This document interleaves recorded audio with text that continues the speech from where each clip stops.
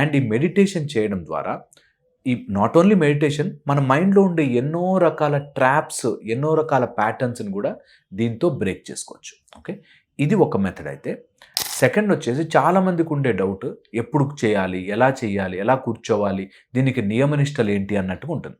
నేను మరీ చెప్తాను, మనకి చాలా రోజుల నుంచి అవి చేయొద్దని మనని స్పిరిచువాలిటీకి దూరం చేస్తారు.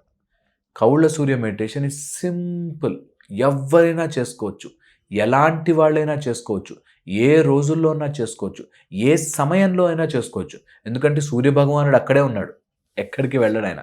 సో అందుకని సూర్యుడు అక్కడే ఉన్నాడు కాబట్టి మనం ఏ రోజైనా చేసుకోవచ్చు. చాలామంది మమ్మల్ని అడుగుతారు, పొద్దున్న లేవలేమండి, మధ్యాహ్నం చేయొచ్చా, మాకు ఆఫీస్ ఉంటుంది, ఇలా చెప్తారు. ఏ టైంలో అయినా చేసుకోవడానికే 7 రోజులు నేర్పిస్తాను. తర్వాత జీవితకాలం మీ దగ్గర ఉండే అద్భుతమైన పవర్ కౌళ్ళ సూర్య సాధన మెడిటేషన్.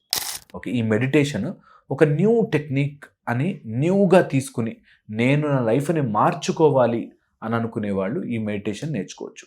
దీన్ని కంపేర్ చేయొద్దు, అలా ఉంటుందా, ఇలా ఉంటుందా, వాళ్ళతో ఆ మెడిటేషన్ ద్వారా ఉంటుందా అని కంపేర్ చేయకుండా ఇది ఒక కొత్త మెథడాలజీ నా లైఫ్లోకి అని తీసుకోండి. బిగినర్స్కి చాలా బాగా ఉపయోగపడుతుంది. ఎవరైతే స్టార్టింగ్ మెడిటేషన్ అనేది వాళ్ళ లైఫ్లోకి తీసుకురావాలి అనుకుంటారో, అందులోనూ మెడిటేషన్ అనేది పర్సనల్గా నాకు నేనుగా చేసుకోవాల్సిన మెడిటేషన్ ఏమైనా ఉందా అని అంటే కౌళ్ళ సూర్య మెడిటేషన్ ఇస్ ద బెస్ట్. ఎందుకంటే ఇందులో మన ప్రాబ్లంకి తగ్గట్టుగా మనం మార్చుకుని మెడిటేట్ చేస్తాం.